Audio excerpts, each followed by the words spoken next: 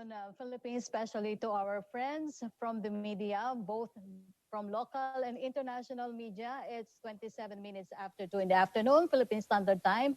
I am Undersecretary Roque Ignacio of the Presidential Communications Operations Office, and this is the pre-SONA virtual presser. The virtual presser po is an interactive video online platform of the PCOO launched last yesterday to engage with the local and international media. As of this moment, we have more than 100 local and international media participants who registered to join the virtual presser. In this virtual presser, we are providing a platform for the media to clarify pressing issues ahead of the President's State of the Nation address. Earlier today, the Economic Development and Infrastructure clusters presented the government's plans for recovery and resilience in the face of COVID-19 pandemic. Joining us today from the Economic Development Cluster are Assistant Secretary Tony Lambino of the Department of Finance, Socio-Economic Planning Acting Secretary Karl Kenrick Chua, Central Bank Governor Benjamin Diokno, and we have to support this. And third, I submitted 5, but I'll adhere to the request and stick to 3. What is the status of Build?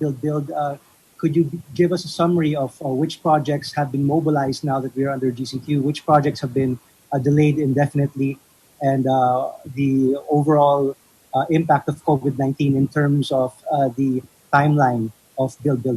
Thank you. Can we have Secretary Villar, please?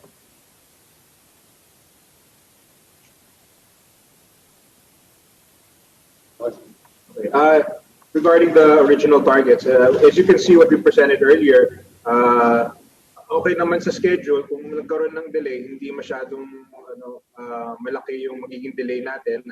Lumabas na yung mga bagong guidelines. At this point, 24/7 na kami nagtatrabaho. So hindi naman masyadong affected. Dahil nung ECQ, nakapagtrabaho na kami. At mas mabilis ang trabaho dahil konti lang ang mga sasakyan sa daan. So we feel that we'll still be on track to meet our targets in terms of infrastructure accomplishment. Your second question, Warren, please. For Secretary Villar again. Yes, my first 2 questions actually are for the economic cluster, for either for Secretary Karl Chua or for Lambino from the BOF. Regarding the economic forecasts for 2020, are you still confident in the latest ones provided, including the contraction of 2 to 3.4% for this year, given the data that you've been able to collect over the last couple of months? Can we have Secretary Karl Chua, please? Thank you, Yusek Rocky, and thank you, Warren, for your question. We are guided in the economic team by 2 principles. So the first one is to be objective. So basically what that means is as we get newer data, and we are getting monthly data from volume of production, from the inflation, from trade, we are using them to basically review our growth and other macroeconomic fundamentals or parameters. The second is we also have to be adaptive. And what that means is we will have to proactively shape actually the trajectory of our economy. On the one hand, the government is talking to Congress for the speedy approval of Bayanihan to Recover, which basically will provide a combination of fiscal, financial, and monetary stimulus to support the economy. On the other hand, we expect everyone in the country really to cooperate and to maintain the minimum health standards. And their cooperation actually will be very crucial in helping us shape the recovery of our country. Thank you. Can we have a question from Maria Bernadette Romero of Daily Tribune? Here is her question for Secretary Villar. Does the Duterte administration's Build program remain on track amid the spiking cases of coronavirus and budget cuts? For Secretary Villar, please. It remains on track. With regards to the yung we're confident with regards to the big ticket projects. Confident naman kami dahil meron na tayong bagong guidelines. So far, nagiging effective naman ng mga guidelines na ni-implement namin. And if you look at based on our studies, nakikita namin na tuloy-tuloy naman ang construction. So if ever na magkakaroon ng delay, very minimal lang ang magiging delay sa infrastructure. Yung budget cuts, anyway, in terms of makakabawi naman kami for the next few months, even next year. So sa tingin ko naman na may minimal, if ever, kung may effect man, minimal lang po ang effect ng COVID sa ating build program. Secretary Villar, for your second question for you pa rin po, which projects are you prioritizing and which will be shelved? Are you confident that the government will deliver its promised golden age of infrastructure before the president term ends in 2022? Secretary Villar. Well, based on, I think, kanina pinakita namin yung pipeline ng mga projects. At karamihan po ng mga projects halos patapos na rin.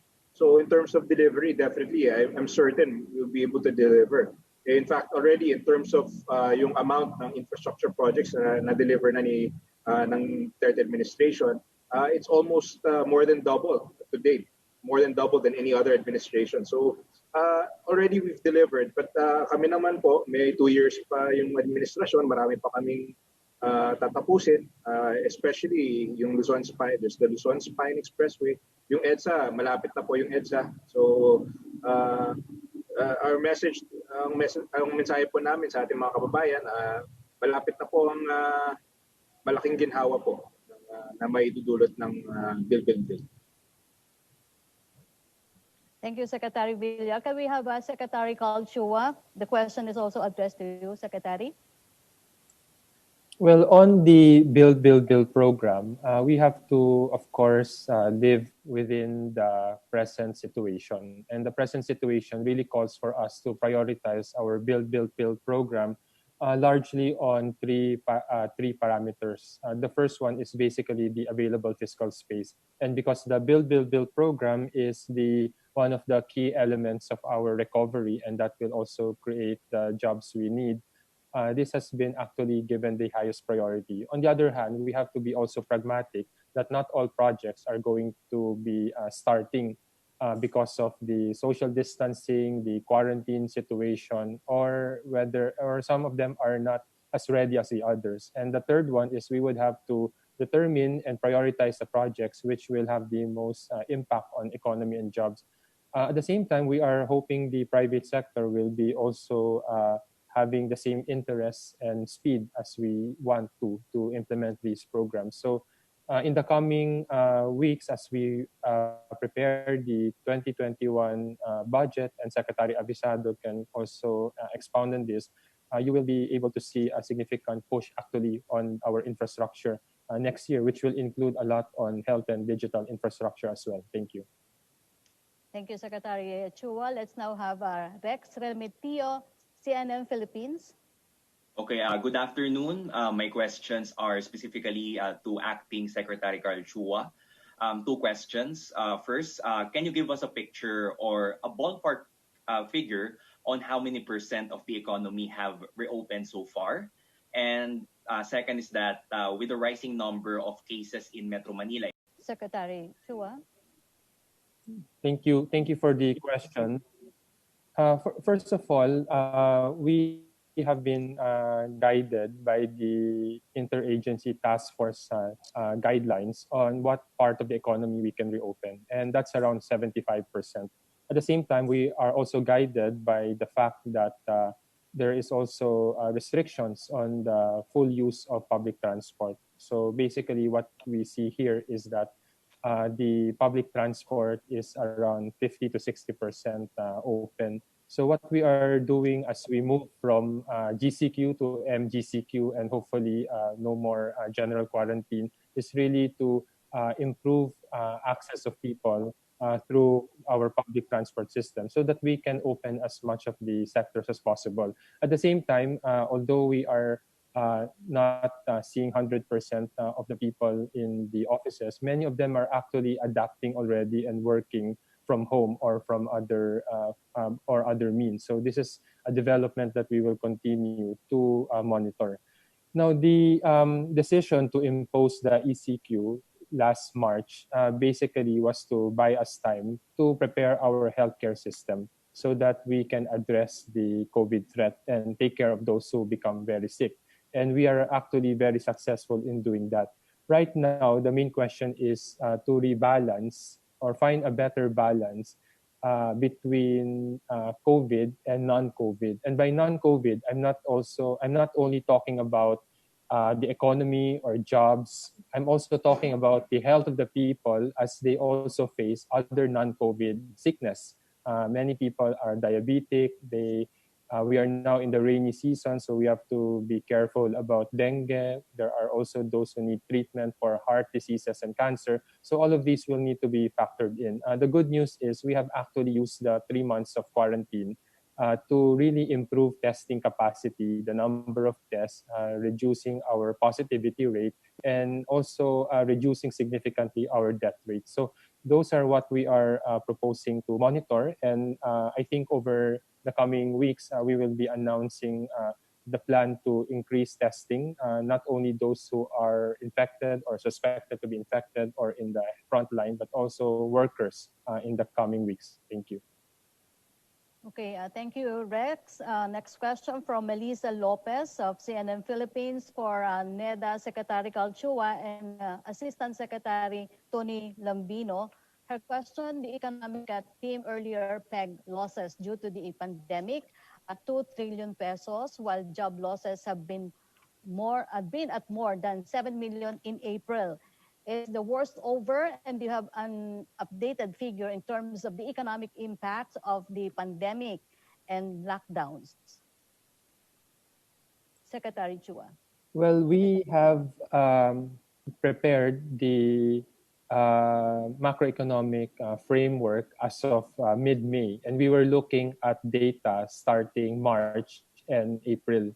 What we are seeing are the following. The monthly data that is coming out on trade, on production, are actually starting to show improvements. In fact, from the deepest contraction in April, we are seeing still a contraction in May, but improving. And in fact, the PMI or the Production Manufacturers Index is actually also improving to more normal territories in June. So all of these are being factored. We are also seeing a significant part of the economy actually loosening up from the quarantine. So these are, I think, important elements to suggest that the economy is starting to recover. Now, how soon or how fast we will reach positive territory is really dependent on how we proactively respond with our recovery program and how the public will respond also by cooperating, maintaining the minimum health standards, social distancing, and ensuring that they care for each other. Thank you. Can we have Assistant Secretary Tony Lambino, please? Thank you, Sec Rocky. Thank you, Sec Carl. Just one thing to add, and thanks, Melissa. Please stay safe in CNN. We understand that there's been a case of COVID-19, that despite the effects of COVID-19 on the overall trading environment, the Bureau of Customs surpassed last month's collection target by 4.4%. So 42.54 billion instead of the June target, which was 40.74 billion pesos. So this is another sign that there may be rising economic activity. Thank you. Okay, thank you. Can we have Wang Zheng Yellow of CCTV Now?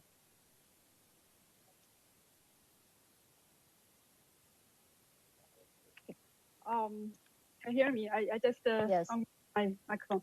Thank you, Sik.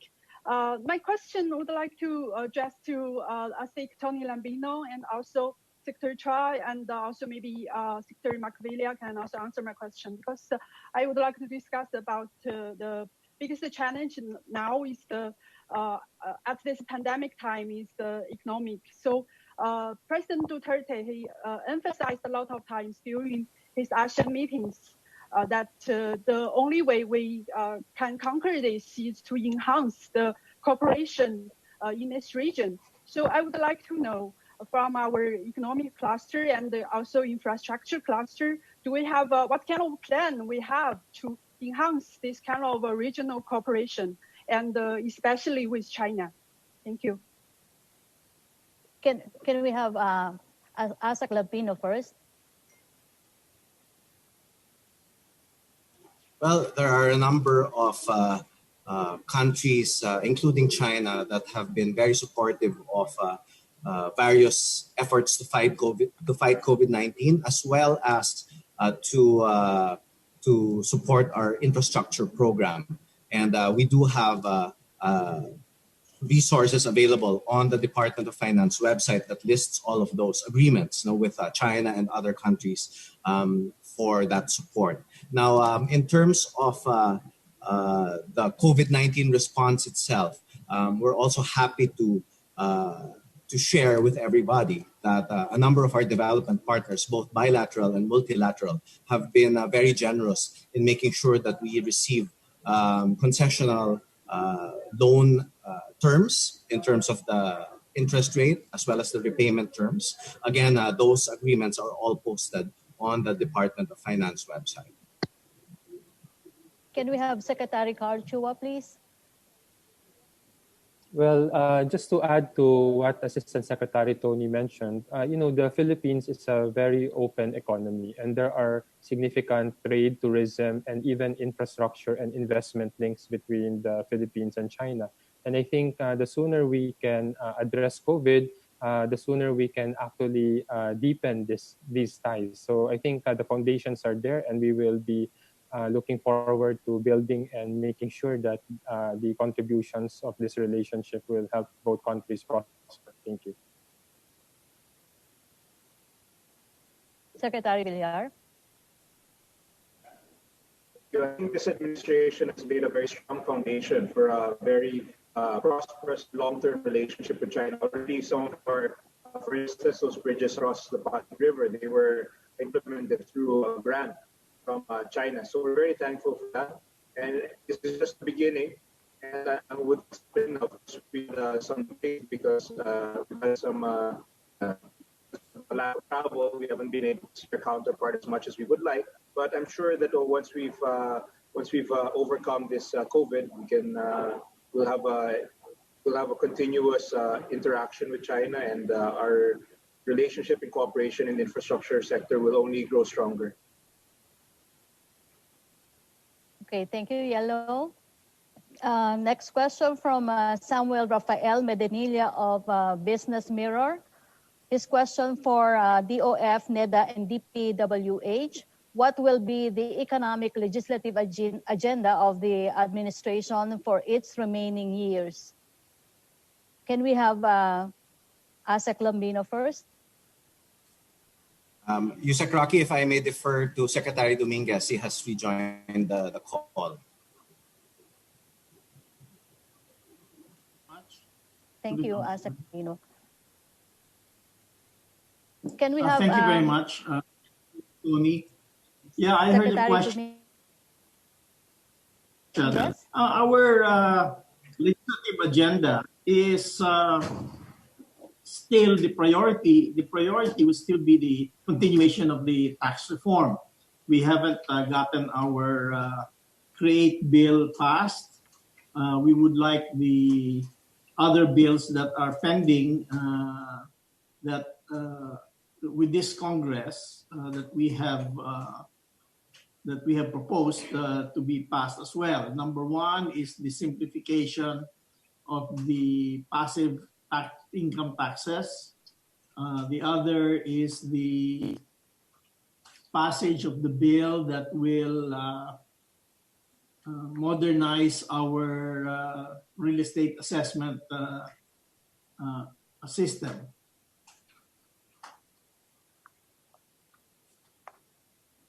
Thank you, Carl, Secretary do you have Dominguez. Can we have Secretary Karl Chua, please? Thank you, Secretary Dominguez. Apart from the tax reform, actually in the SONA priorities, which are still ongoing, under NEDA, there are actually three economic liberalization bills: the amendments to the Foreign Investment Act, the Public Service Act, and the Retail Trade Liberalization Act. So these are in advanced stages already in Congress, and I think are very important for helping the Philippines attract the necessary innovation in new technology, ideas, and investment. I think these are very complementary to the tax reform, in particular the CREATE, which seeks to provide more targeted and performance-based incentives. Now, as we enter the new normal, there are other priorities that we may want to consider, and one of these areas is to further enhance our digital economy. And there are several areas such as the open data access bill that I think would be very useful. Thank you. Okay. Secretary Villar, please. I think the bill will play a central role, especially with this COVID, in jumpstarting the economy again. As you said earlier, the infrastructure has a high multiplier effect. It creates a lot of jobs, and it also yields us a very high economic rate of return. It makes us attractive to investors. So it'll become even more critical that we push these infrastructure projects as we look for a new normal, and we see we have to as previous to COVID-19. Thank you, Secretary Villar. His next question: since the third quarter has already started and there is still no new stimulus package, is the economic team still confident of a V-shaped recovery from July to September? Question for Secretary Dominguez, please.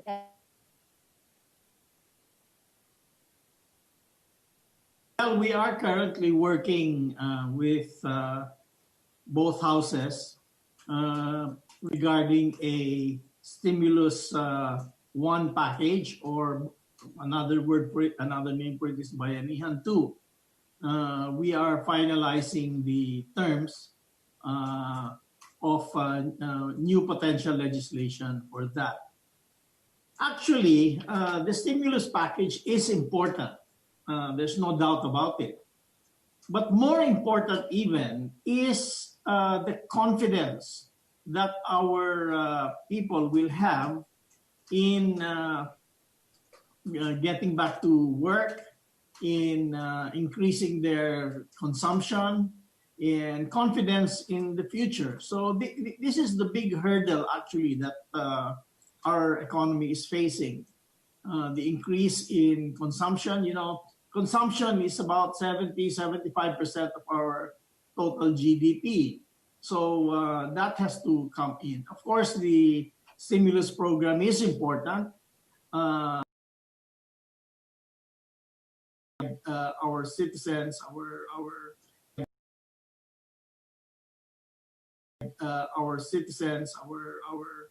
our countrymen with the confidence that we will actually together overcome this COVID contagion. Thank you, Secretary Dominguez. Can we have Secretary Karl Chua, please? I think nothing to add to that. Thank you. From Jerome Morales, Reuters News. Hello, Jerome. Good afternoon. Yes, good afternoon to our government officials. Yes. More question. That's you. The infrastructure.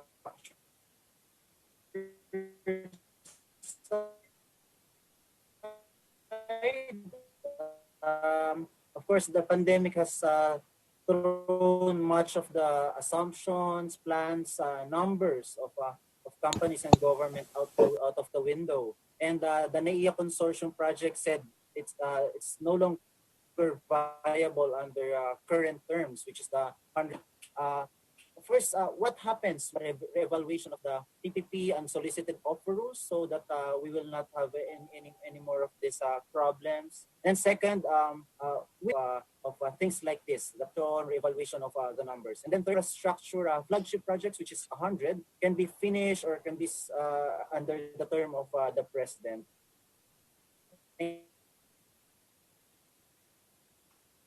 May I answer part of that question? You brought up the question of yeah, may I answer it? Yeah, I'll just answer part of it. You brought up the question of the NAIA consortium, is that right? Yes, Secretary. Yeah, essentially, I got a copy of the letter of the NAIA consortium saying that the current economic situation is such that they are not confident that they can finance the project or that they cannot push it together, push through with it.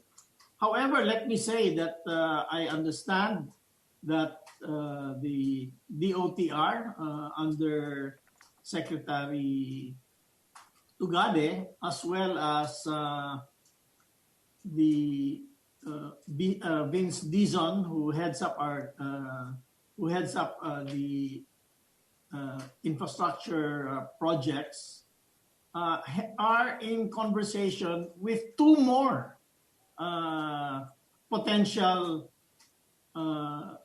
proponents for the NAIA project, who are, and apparently these two other proponents are willing to get into an agreement with the government, which are very similar to the terms of the agreement between the project proponents in Clark Air Base and in the Clark Airport and the BCDA. So we're not worried about it. We believe that these other two proponents are willing to step up to the plate here.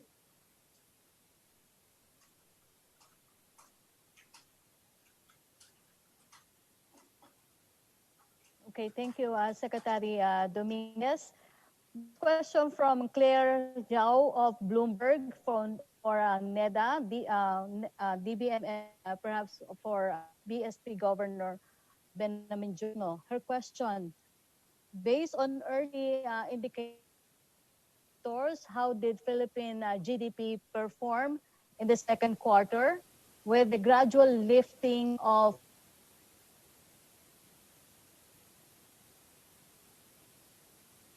growth by the third quarter? Can we have BSP Governor Benjamin Diokno, please? Well, the official target or data will come from NEDA, but we have our own estimate, and of course it's logical that the second quarter will be worse than the first quarter because that's the peak of the lockdown. So, but still, we'll stick to the national government's position that it's right now it's in contraction of 2 to 3.4, unless Karl is coming up with another number. Can we have thank you, Governor. Yeah, as I mentioned, we are taking a very objective and adaptive approach to understand the economy. And every month we are getting new data from trade, investment, and also production in manufacturing. So all of these are actually being used. And once we have a better sense of how the economy is turning out, then we will propose through a collective body, which is the Development Budget and Coordination Committee, some adjustment. So this is where we are now. But for the time being, the estimates that or projections that we have released in May is the numbers that we are using. And there are really important signs of recovery as we speak. From having only 25% of the economy open in April, we are opening up at least 75%. And we are working hard on the public transport to ensure that more people can go to work and be productive and support the economy. At the same time, the outcome of the economy is not only about the number of sectors being opened up. It's really about the people, general public, cooperating and adhering to the health standards, because 90% of the time you will be sick or not, depending on how you behave. Thank you. Okay, thank you, Secretary Karl Chua. Can we have DBM Secretary Abisado?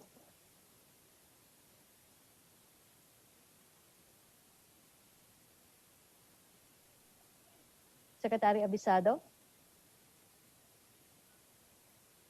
Okay. Let's go to the next question from Ian Sigaral of Philippine Star Online. Hello po. Can you hear me po? Yes, we can hear you. Okay po. My question po is for Secretary Chua. Yesterday, the revised NAIA rehab plan was said to be rejected by the government. In a statement, the consortium said the new plan is to ensure financial viability of the project amid the COVID-19 pandemic. Our question po is, with the potential that other infra projects po may need some changes or tweaking to ensure financial viability amid the pandemic, is the government prepared to pay higher premium or provide guarantees to these PPP projects? Why or why not po? Thank you. May I answer that? May I answer that? Yes, Secretary. Go ahead, Secretary Dominguez po. Well, at the moment, we understand that some PPP projects some proponents of the PPP projects have problems raising financing under the current situation. Let's only talk about the NAIA. I answered that earlier. We have two other proponents who are very willing to step into the shoes of the consortium. As to the other projects, we haven't heard from them actually. So we will take it one by one and see what projects are going to ask for renegotiation or whatever. So we cannot have a 100% answer for everybody because there are very many different projects. On the other hand, by the way, I understand from Secretary Tugade that the Bulacan project will proceed as originally planned.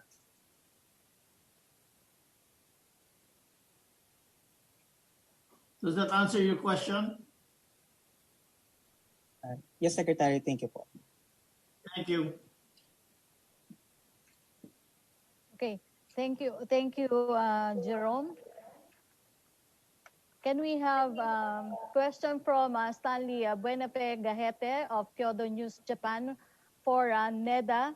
How it happened that inflation rate rose in the second quarter due to commodity pricing, despite the fact that community quarantine was lifted a bit and transportation is now working compared before. How do we forecast the rest of the second quarter as COVID-19 rate is increasing? What our plans also will the National IDB pursue this year? Well, on the inflation question, what we need to understand is that it is a consumer price index. It is the rate of change of the consumer price index. And under that are many commodities. Some are going up, some are going down. But on average, it is around 2.5%. In fact, what we find is that food inflation actually went down. And at the same time, we also see the effects of the international movement of prices, in particular oil. So all of those are contributing to our inflation. Now, we shouldn't look at inflation, month on month, month after month, and then come to a conclusion that it is increasing or decreasing. I think we should look at the inflation more holistically. And one of the way to understand inflation is that it is actually very low and stable. In fact, right within the 2 to 4% target of the central bank and below the midpoint. The other thing we want to emphasize here is that there are two factors that have been affecting our inflation since 2018. The first is rice tarification, and over the months that we have seen, prices of rice are actually much lower by around 10 peso per kilo. The inflation of rice in the past few months is actually negative, so prices are actually falling compared to year on year. Now, the other concern we have is transportation actually increased the price or inflation of public transportation.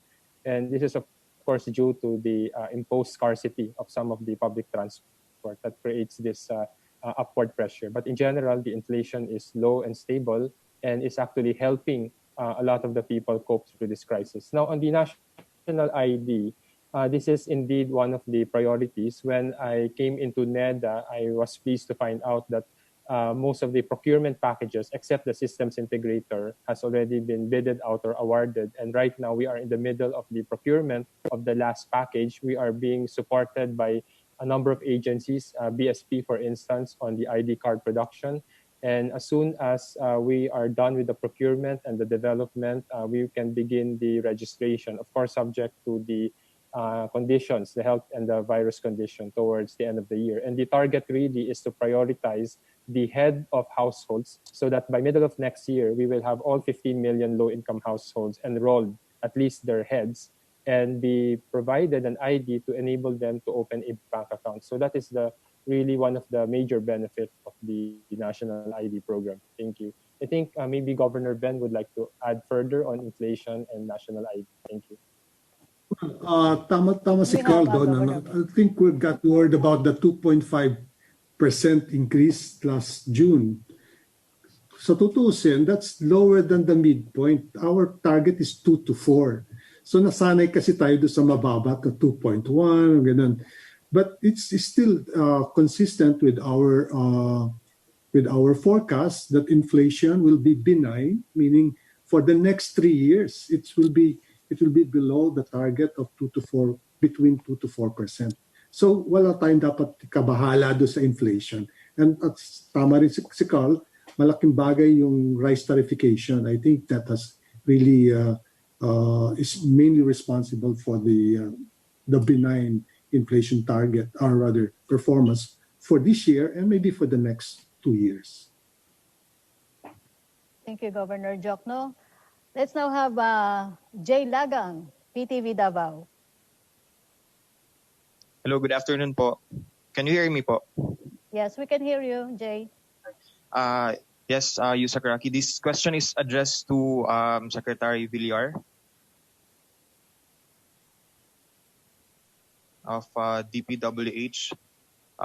Secretary, how do you think the anti-terror law will contribute in the completion or in order to fast-track ongoing government infrastructure projects, particularly in areas of Mindanao, where presence of several armed groups are still being monitored?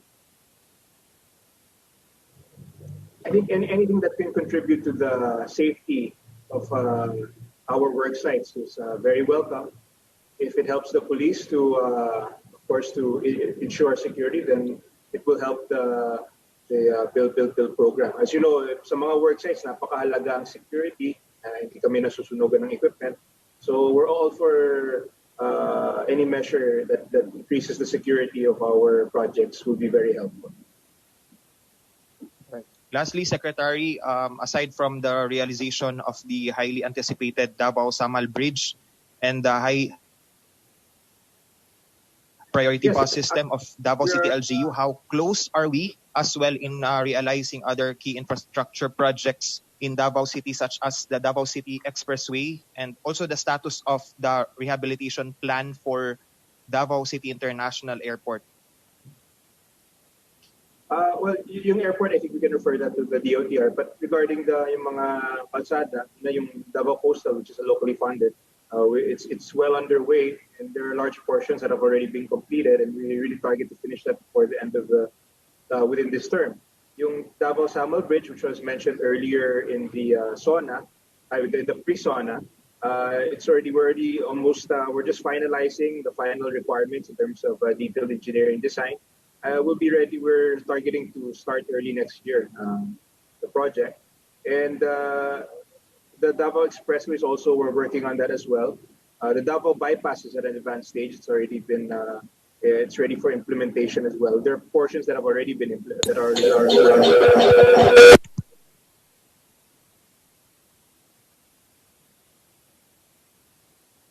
improve the economic activity in the Davao. Thank you, Secretary. Thank you, Secretary Villar. Thank you, Jay. Question from Ella Mage of NPR for Secretary Dominguez, Secretary Charles Chua, and DPWH Secretary Villar. What does the President see as his legacy, given he has only 2 years left in power? Can we have Secretary Dominguez first? What he sees as his legacy? Yes, Secretary. I really don't know. I really don't know what he will see as his legacy, but what have we achieved by 2019 before this pandemic happened? Okay, number one, we achieved most of our goals in the poverty reduction area. When we came in, our poverty was around 22.5%.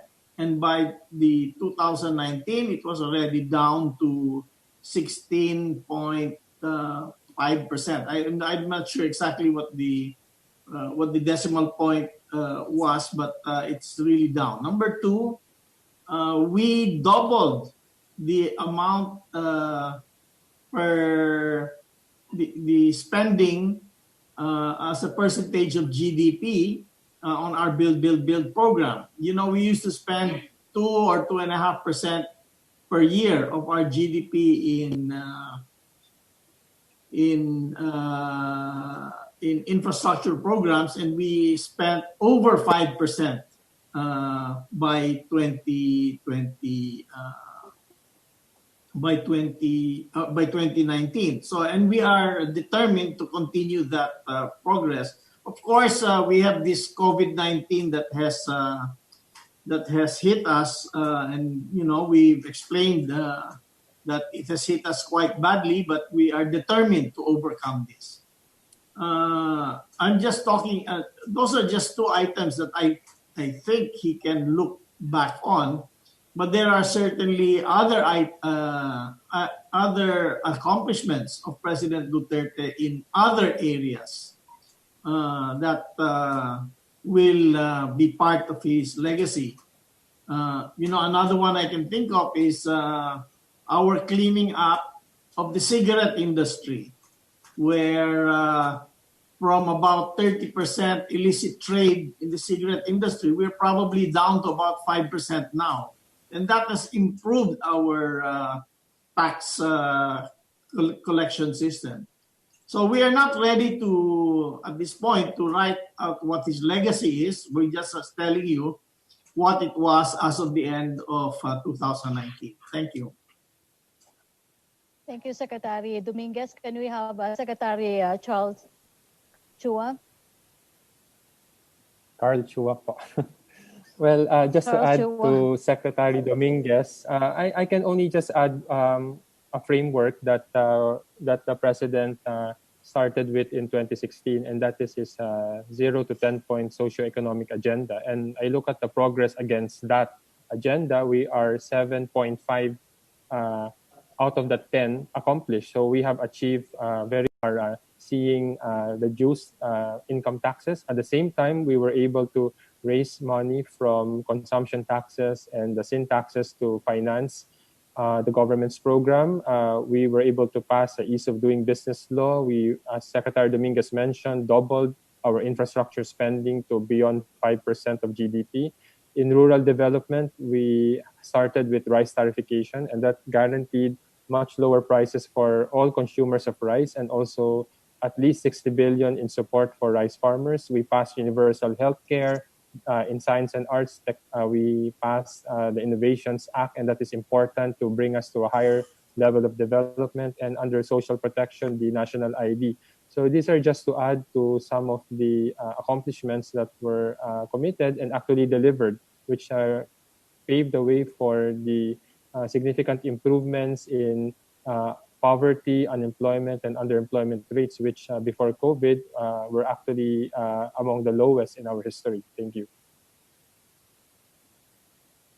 Thank you, Secretary Karl Chua. My apologies. For No problem. DPWS Secretary Villar. Yes, I think in terms of legacy, although we're not, we still have 2 years to go, but today I can say that I can let the numbers speak for themselves. 137,000 classrooms, more than 23,000 kilometers of road, 8,941 flood mitigation structures, 4,900 kilometers worth of bridges. The decongestion of EDSA, Balintawak to Makati in 10 to 15 minutes. And of course, aside from that, across the country, we have numerous, in terms of spending, in a single year, we spent 700 billion at a rate that's more efficient than any other administration. In 4 years into this administration, we've spent at least double more than any other administration, 5% of our GDP. So this is just, and we're not finished yet. We're only a little more than halfway in this administration. We're a little more past the halfway point, but the accomplishments speak for themselves. And at this point, we want to finish strong. And the legacy of this president, definitely, while it has not been, the final chapter has not been written, it'll be definitely one of the most enduring legacies of any administration in this country. Thank you, Secretary Villar. Can we have Bruce Rodriguez, ABS CBN News?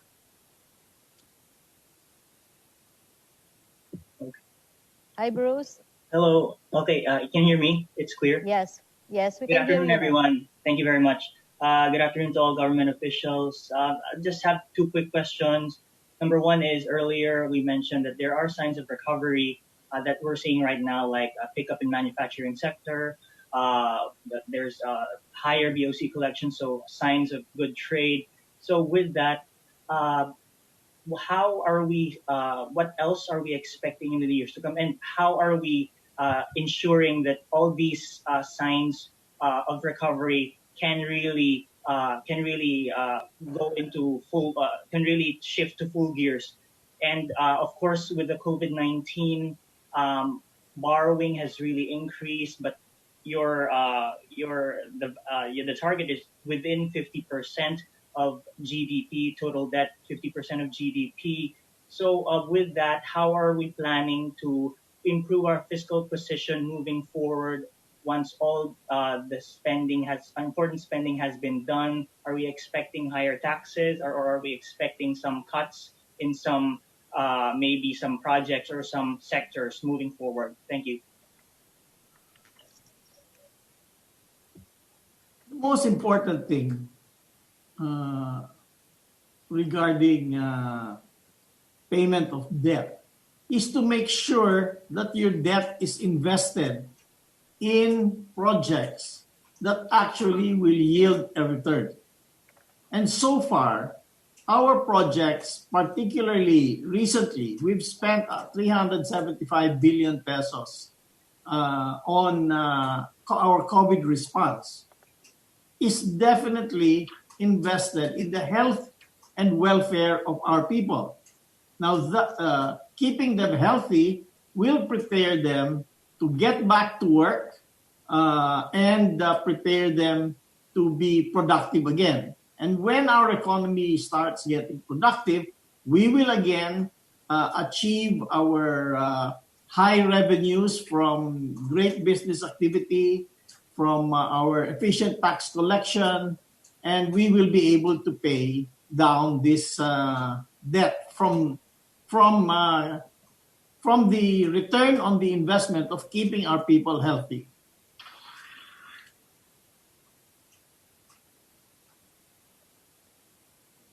Yes, if I may follow up again, how about, sir, what are we expecting maybe from Secretary Karl Chua? What are we expecting to do in terms of really assuring that all these signals for recovery can come to fruition, at least in the next few years? Number one that you said is digital infrastructure, digital economy. How much is the Philippines? Is there any figure right now that you can share? How much is the Philippines willing to spend on digital, and how can it further boost investments in this sector? Because right now there are a lot of issues, or there are a lot of challenges in the local telecommunications sector. Thank you. Thank you, Bruce. Let me step back and say that the most important thing right now, as we see signs of recovery, is to boost confidence of the people. And one way to do that is to help them understand that while the virus is here to stay for several more months or even possibly years until a vaccine can be discovered, a lot of the outcomes in the economy and their lives actually rest on their own decisions to take care of themselves, to abide by the minimum health standards, and to maintain social distancing. And this is what we saw in other countries that maintained that. At the same time, we have to boost further that confidence by moving our testing, tracing, isolation, and treatment process a step further. And we are proposing that actually we begin to have more pool testing so that we can include more and more workers so that they and the employers will be even more confident. And that way we can open up more of the economy and the people will be more confident to go back to work. At the same time, we are working also on the public transport system. So we are actually looking at this from a cross-cutting point of view. So address the health concern first by boosting confidence through more testing, and that would entail some adjustment in our protocols. At the same time, we have to make accessible our public transport system, and that is in the works right now. Now, you mentioned the third, I think is very apt. The third cross-cutting is to enhance our digital economy. And this is in fact one of the key directions of the government going forward under the new normal. And a lot of these rests on the one hand, legislative action to pass, for instance, the Public Service Act and the Open Data Access so that more people can benefit from internet services, better quality at lower price. At the same time, we are reviewing some of the ease of doing business aspects that have prevented or slowed down, for instance, expansion of network. So these are some of the major priorities that we have. Thank you. Okay. Thank you, Bruce. Question from Ella Hermonio of Nikkei for Secretary Villar and Secretary Dominguez. What is the latest update on the government's Build program? Has the program's budget allocation been adjusted due to the COVID pandemic? Secretary Dominguez, please. Let me defer to Secretary Mark Villar on that. Yes. Secretary. At this point, it was we contributed about 130 billion to the COVID efforts. Now, this was generated by rationalizing a lot of our projects. So really readjusted some of our cash releases. So it was really in terms of none of the projects were canceled. It's more of a rationalization and making more efficient the disbursement of cash during the implementation of these projects. So that is how these savings were achieved and the revenue. That is how the money was generated to help in the COVID response. Her second question for DPWH and NEDA, what are the projects removed from the infrastructure?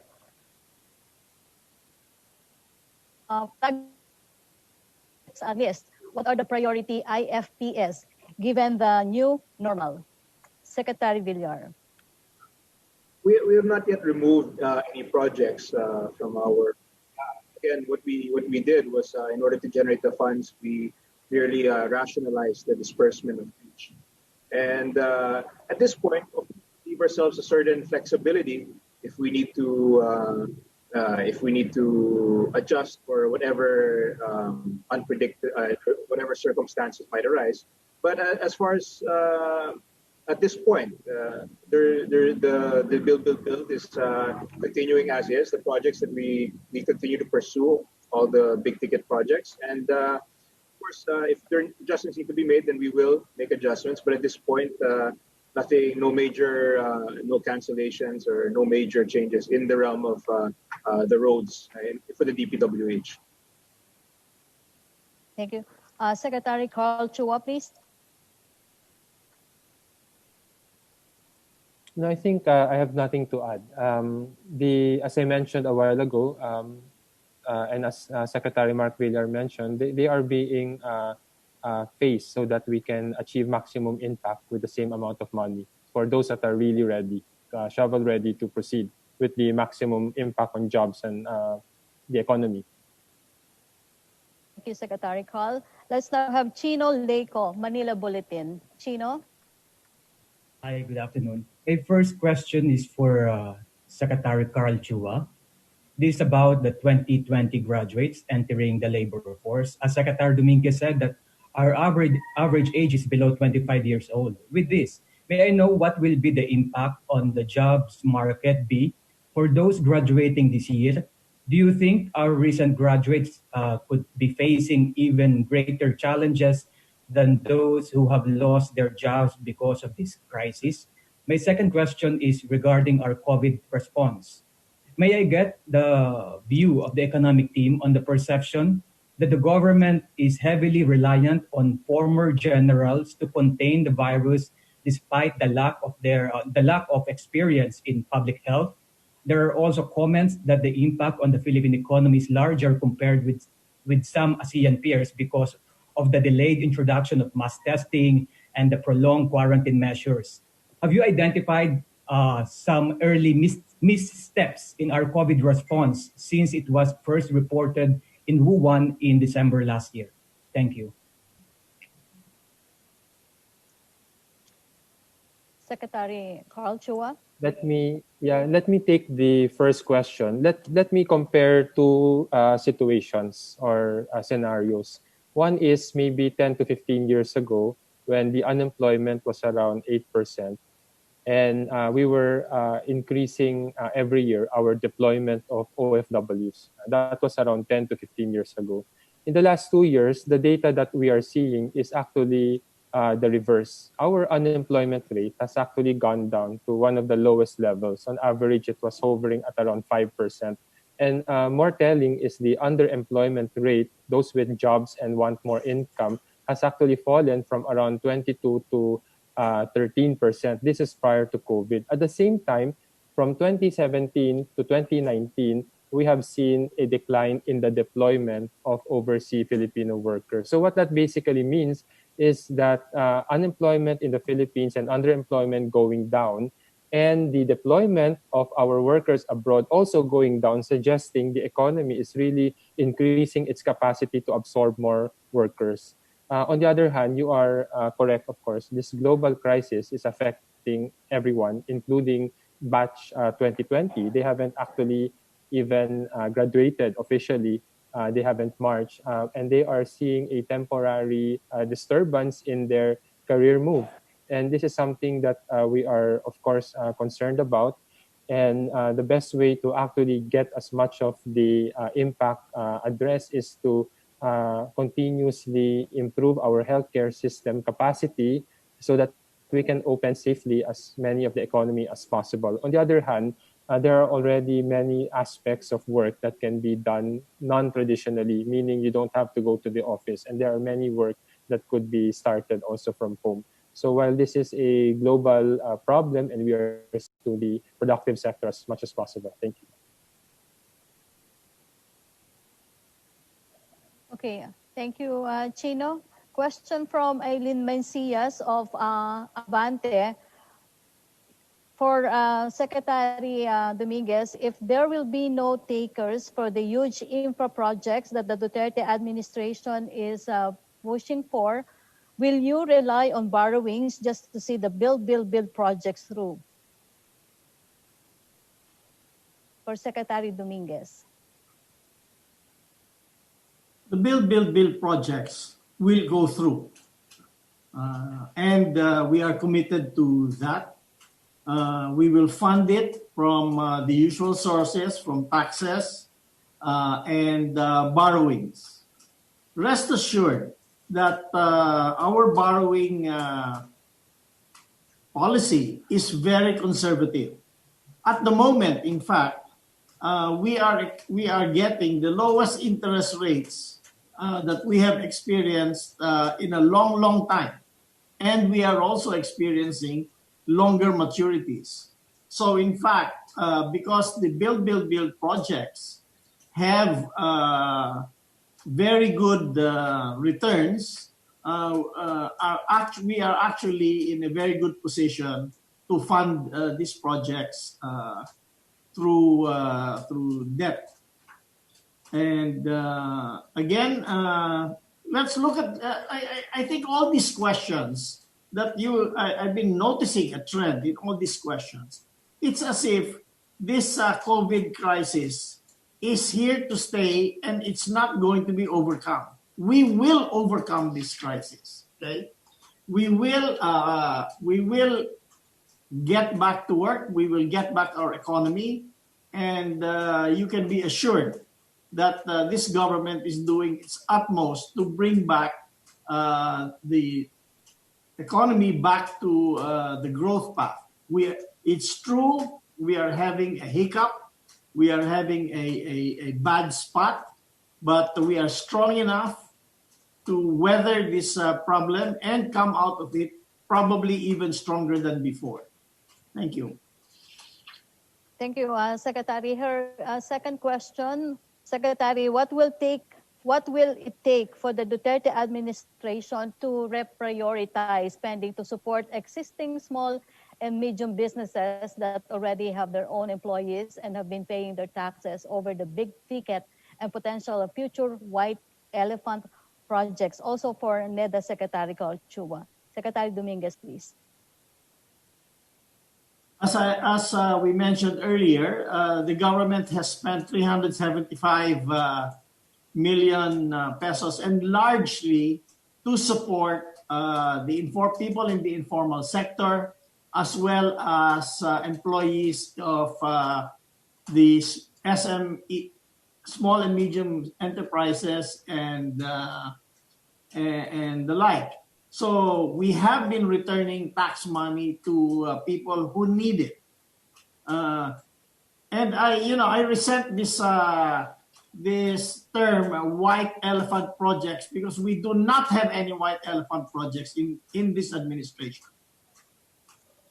Thank you, Secretary. Secretary Karl Chua.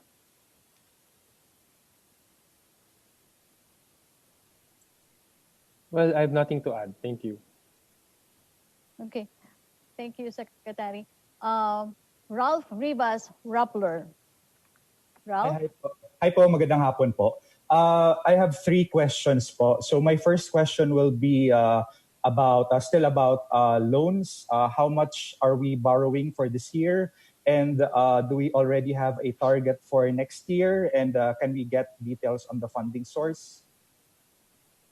For Secretary Dominguez, Sagsani po. As I mentioned earlier, we have already borrowed 1.2 trillion pesos from the local market. And we have also borrowed another 5.4 billion US dollars from the international market.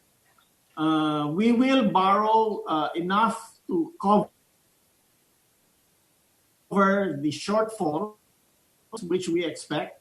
But we do not have any projections yet on our borrowing program next year that is being discussed in the DBCC. Thank you. Okay po. So my second question po is for the, the entire economic team.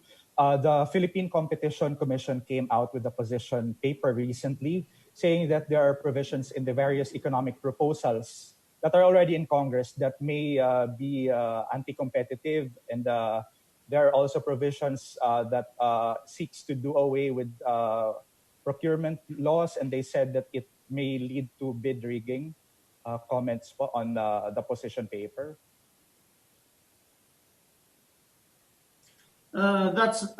Those items definitely were inserted and did not emanate from the administration's proposals. Okay. Tapos yung paisa na lang po, sorry. One last question po. Fitch Solutions recently released a report saying that the cease and desist orders against ABS CBN is a quote politicization of telecom services in the Philippines, and in summary, affirms concerns of an inefficient regulatory regime, which has kept potential investors hesitant. So, with this, what's the economic views team on the ABS CBN issues impact to the economy and the potential yung hesitation po ng investors in coming into the country? Thank you.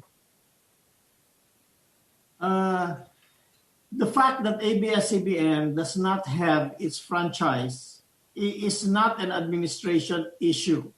Franchises are not provided by the administration. They are provided by the Congress. So that issue is strictly with them. Secondly, we have not seen any direct result of a slowdown in investment because of the ABS-CBN issue.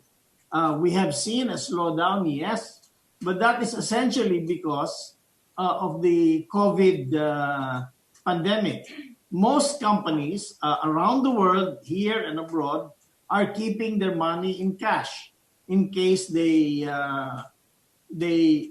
experience drop in demand or any other problems with their own company. So investments is down around the world, both direct investments and otherwise. Thank you. Sorry. Let me add something. Recently, we raised $2.35 billion in our bonds. That is an investment in the Philippines. And that happened during this issue with ABS-CBN. So I think our bondholders, to the extent of $2.35 billion, are very confident in the Philippine economy. Thank you. Okay, thank you, Ralph. From Eileen Mencias of Abante, for DPWA Secretary Villar, mass testing was the key for the opening up of New Zealand, South Korea, and Taiwan. No such thing happened in Metro Manila when the restrictions were eased and it went from ECQ to GCQ. When reports that MRT3 ticket booth attendants tested positive for COVID-19, what were your initial concerns? Have you any idea of how many people have been in contact with them? And can you share with us the number and the efforts being done on contact tracing on this specific episode for Secretary Villar? Could I refer that to the DOTR? Regarding the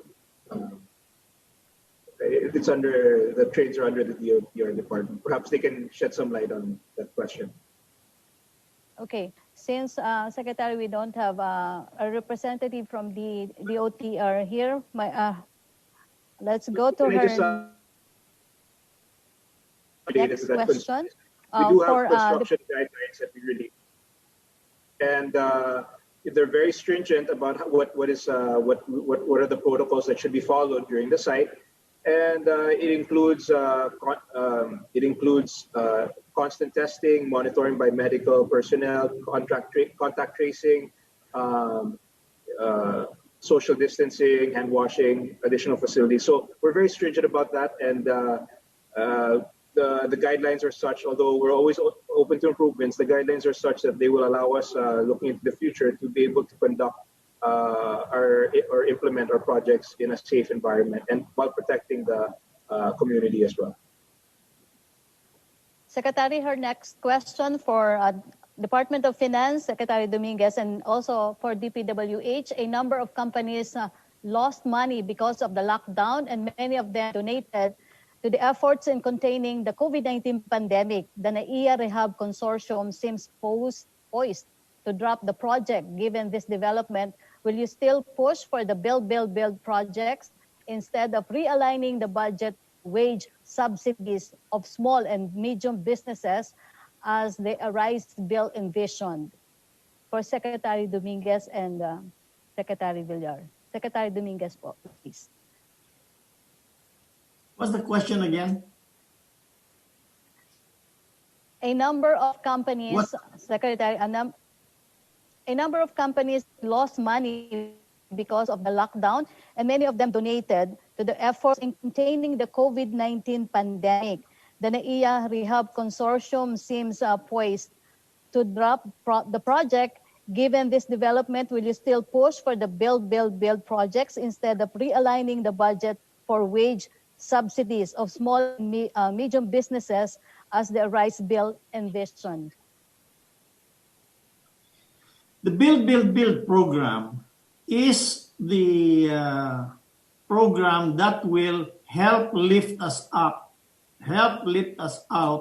of this problem that we have. Okay, it will put money, give people jobs. It will put money in their pockets. It will allow them to work. It will allow them to buy things to increase demand, and other companies will benefit out of it. This is a better way to revive the economy than to give handouts at this point in time. So we will not slack down on the build program. Thank you, Secretary Dominguez. Let's go to Bea Laforga, Business World. Hello po. Hi. My questions are for our economic team. I just want to ask if regarding the survey that was launched in May, I just want to ask if we already have a preliminary results on that regarding the DOF and ADB survey to large firms. Also, may I ask, I just want to clarify if the mining tax reform is still part of the tax reform program that we will be prioritizing, because I don't think I heard it earlier. And if so, are we also considering to I answered the question on the tax reform already, and we said yes, we will push ahead with the other portions of the tax reform because they are revenue neutral. So we will push ahead with those. Okay. Now, with regards to your other question, what was that again? I just want to ask if we already have the results of the survey. Yes, we have the results of the survey. And I will ask Tony Lambino for a summary of it. Thank you. Thank you. Okay. Lip Wang, Guangming Daily. Good afternoon. Question to Secretary Mark Villar. How do you assess the infrastructure cooperation between Philippines and China, and in which aspect or which project do you want to push forward especially? Thank you. For Secretary Dominguez? No, for Secretary Mark Villar. Infrastructure. Secretary Villar, please. Yes, the projects for the China, first, what I mentioned earlier, initially we've had a lot of grants, and we're doing a lot of feasibility studies. We're creating a pipeline of projects that I believe will carry the relationship between China and the Philippines even onto for the next even decades, much longer, for the long term. So I'm very confident that of course of course we are in the infancy stage. We're starting to develop things, but I believe that we've created a strong foundation for the medium to long term, and we have a lot of projects that will be coming online in the next before the end of the term of President Duterte. Okay, thank you. Okay, thank you. Secretary Dominguez, may pahabol pong question si Chino Leico ng Manila Bulletin. Secretary Dominguez, for Secretary Dominguez, question from Chino Leico was on concern that the officials leading COVID response are military generals without experience on health concerns. has the economic team identified early missteps in the COVID response? For Secretary Dominguez. The answer is no.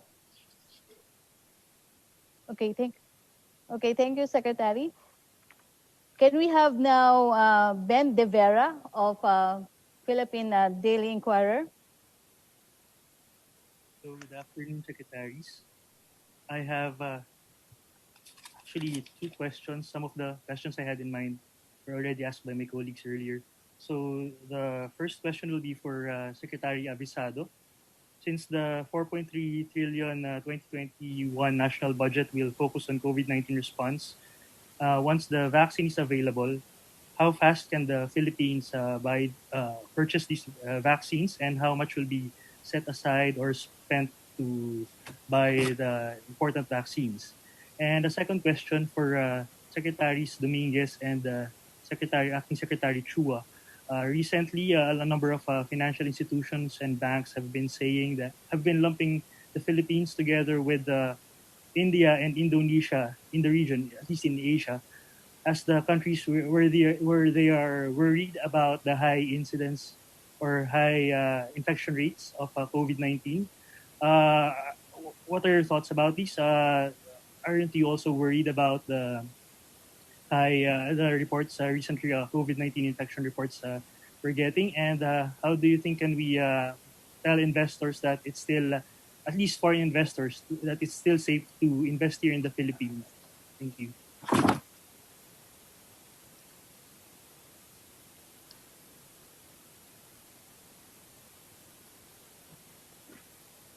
For Secretary Dominguez, I think can we have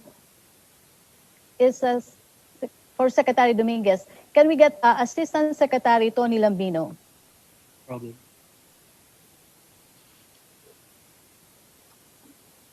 Asek Lambino?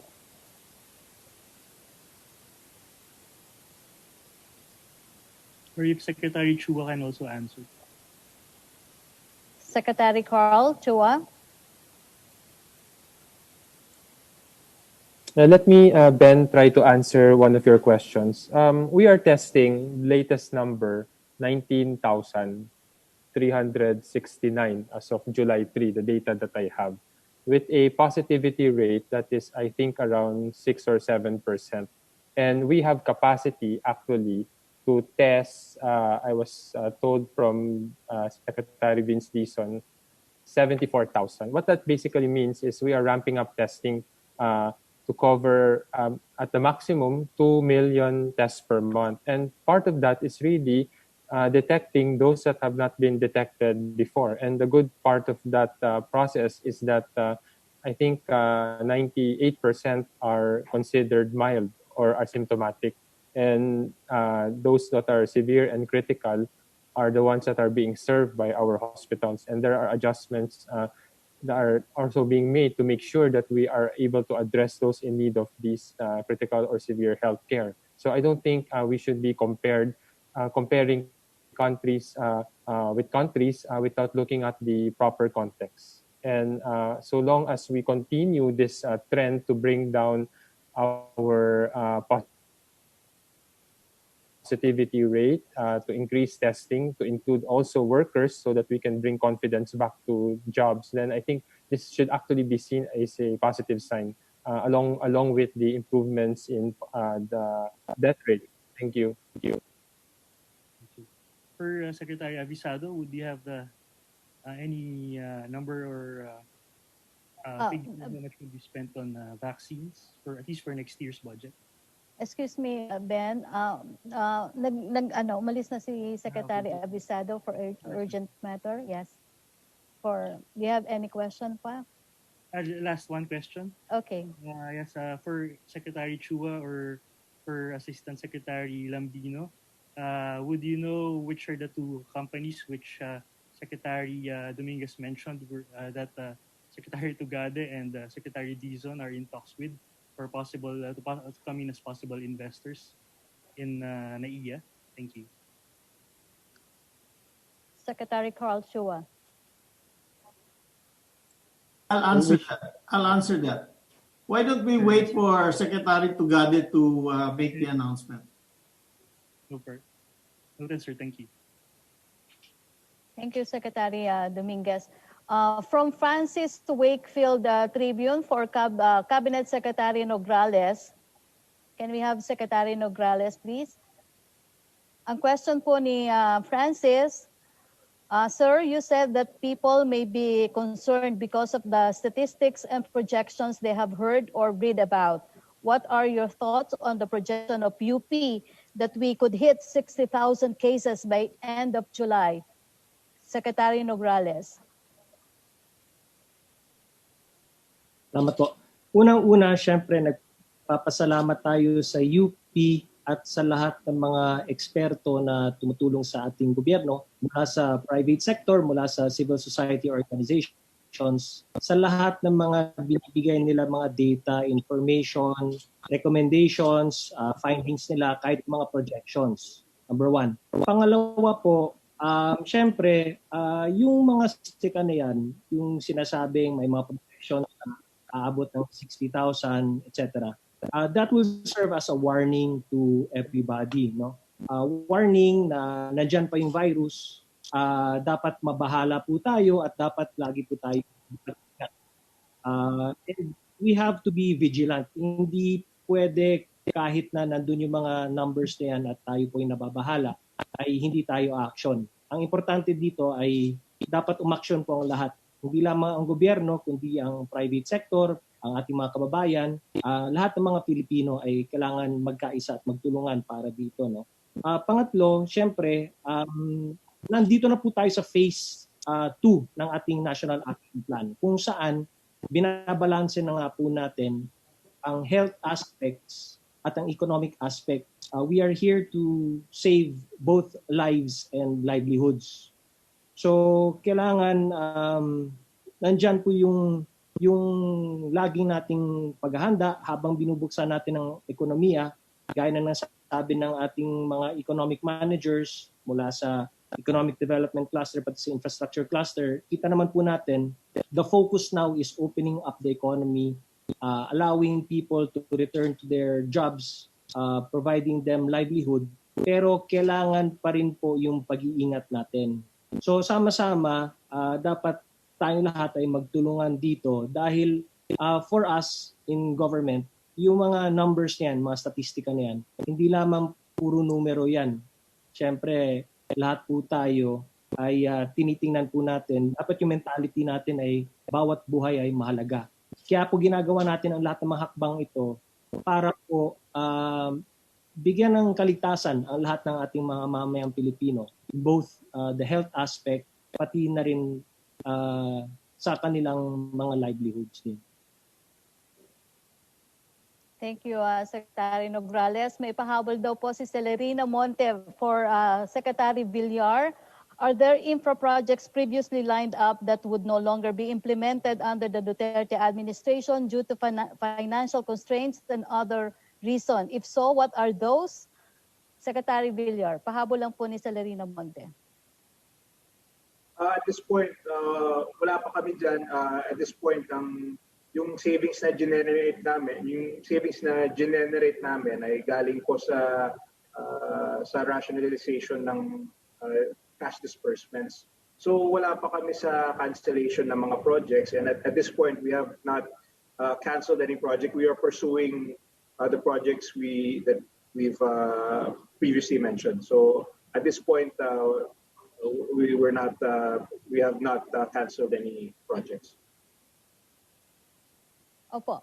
From Ted Cordero, GMA News Online for Secretary Dominguez daw po, are there other bilateral or multilateral loans being negotiated for COVID-19 response support so far?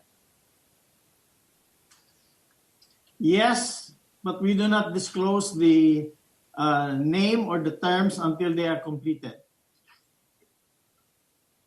Secretary Dominguez, question pa rin po niya, do you mean that the government is now willing to set aside the NAIA consortium proposal in favor of the two other proponents? Well, we're not setting aside the NAIA consortium. They're the ones who set it aside. It's not us. But I'm telling you, there are at least 2 more who are interested in the project at the terms that we have indicated. Okay, thank you very much, Secretary Dominguez.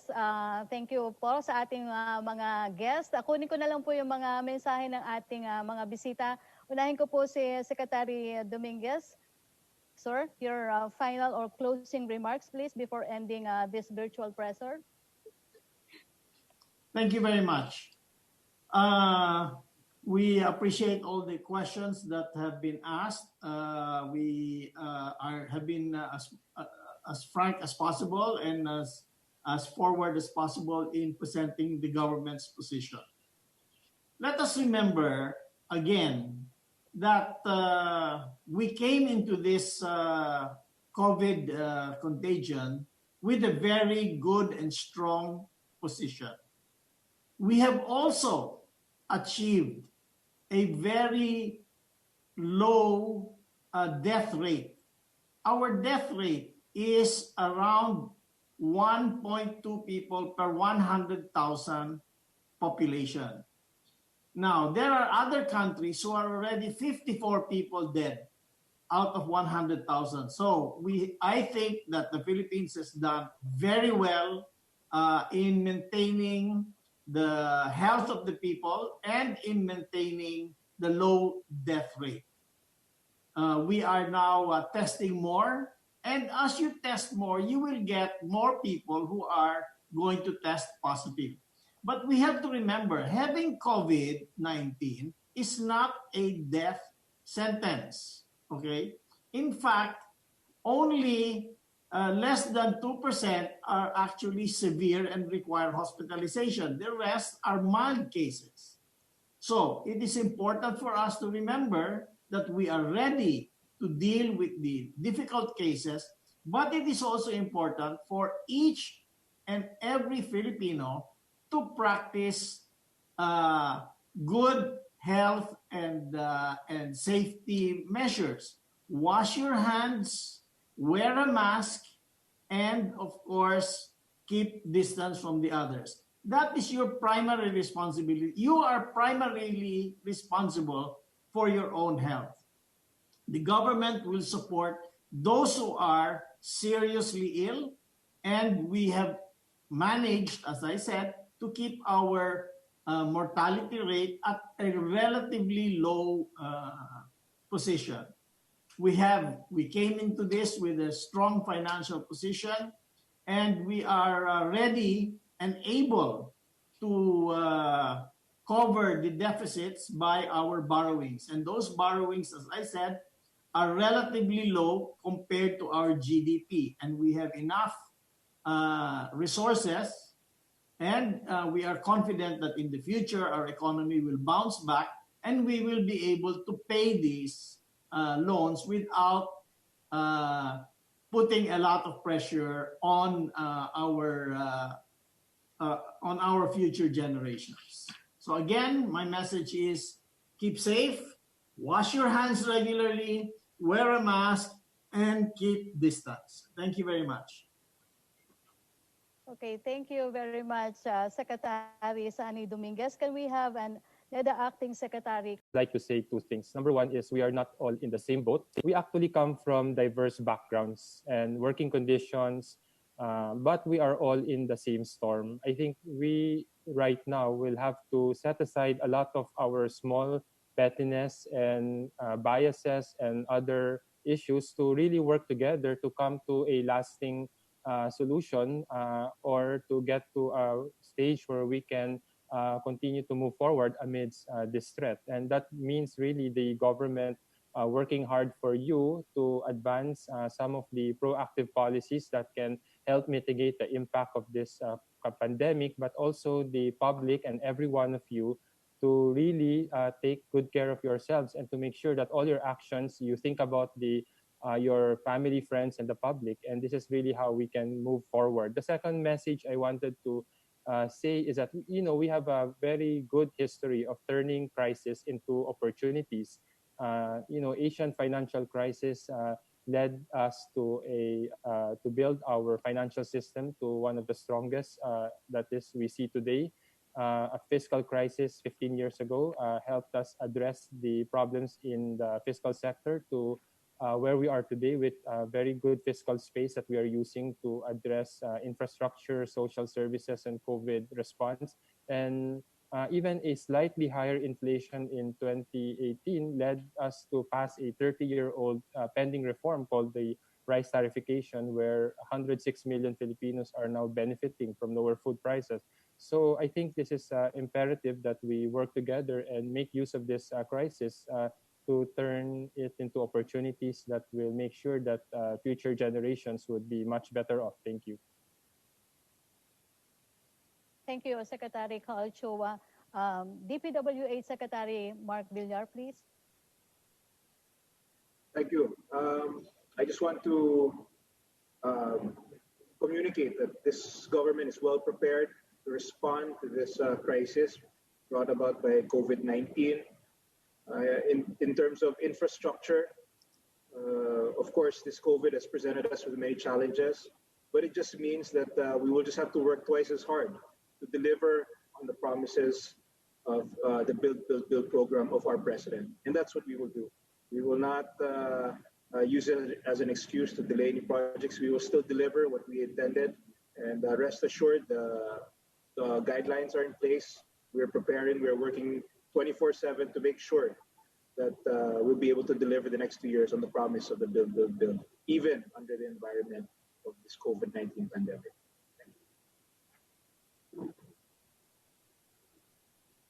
Thank you, Secretary Villar. Can we now have BSP Governor Benjamin Diokno? No doubt this crisis will leave an indelible mark not just on our economy, but on our history. And as a people, we choose to rise above this adversity. We are, however, in a favorable position to ride out this pandemic. We have invested in economic and financial reforms that transformed our economy into an agile and resilient one. Moving forward, the BSP, together with the national government, is committed in instituting the required policy measures and reforms to enable our country's economy to recover from our current pandemic and build its resilience against future crises. We heal as one, and indeed, as one, we will prevail. Maraming salamat po and good afternoon to everyone. Salamat po, BSP Governor Benjamin Diokno. Can we have now Cabinet Secretary Carlo Nograles? Maraming salamat po. Gaya ng sinabi ko, nandito na po tayo sa phase 2 ng ating National Action Plan. Kung sa phase 1, nakakonsentrate po tayo sa health aspect at nagkaroon tayo ng mga community quarantines para makahabol po ang ating health capacity at testing capacity. Nandito na po tayo sa phase 2 kung saan patuloy pa rin ang pag-increase natin ng ating health capacity at testing capacity. But while we're doing that, we will now be opening up the economy at dito naman po natin makikita ang pagbalanse natin ng buhay, ang kaligtasan ng buhay at ng kabuhayan. So habang binubuksan po natin ang ating ekonomiya, ay aasa po tayo sa ating mga kabalikat dito, ang ating mga local government units, pati ang taong bayan, dahil magiging localized na rin po ang response natin against COVID-19. Aasahan po natin ang mga LGUs na siyang tutulong po sa atin para sa mga localized response at syempre yung ating taong bayan na alam dapat po ng bawat isa ang mahalagang dapat gawin ng mga health protocols para manatiling ligtas against COVID-19. At patuloy pa rin po natin ipagpatuloy ang mababa na fatality rate po natin. And we hope that from now until tuloy-tuloy na rin po sa pagbubukas natin ng ekonomiya at magkakaroon ng mas maraming hanap buhay ang ating mga kababayan, tataas po ang ating economic growth. We will be back on track. And in the future, we will umaasa tayo na makakahanap po tayo ng vaccine pero hindi po yan magiging hadlang na hindi natin ibabalik ang ating pag-rebound ng ating economic growth. And we hope and we count on everybody, lahat ng ating mga kababayan, na tulungan po ang bawat isa, tulungan ng gobyerno, magtulungan po tayo, magkaisa po tayo, magbayanihan po tayo, at gagawin po ng gobyerno ang lahat para mailigtas ang bawat isa. Bawat isang buhay ay mahalaga po para sa atin, kaya tayo po ay dapat magkaisa at magtulungan at huwag mawalan ng pag-asa. Maraming salamat po. Thank you, Cabinet Secretary Carlo Nograles. Thank you to our guest speakers. Sirs, with that, we would also like to invite everyone to tune in next Wednesday, July 15, 2020 for another pre-SONA virtual presser featuring the Human Development and Poverty Reduction Cluster and the Participatory Governance Cluster. Please follow our social media accounts on Facebook, Twitter, and Instagram for more updates. Again, thank you to our media participants for joining in today's virtual presser. Until next week, good day to all. Salamat po.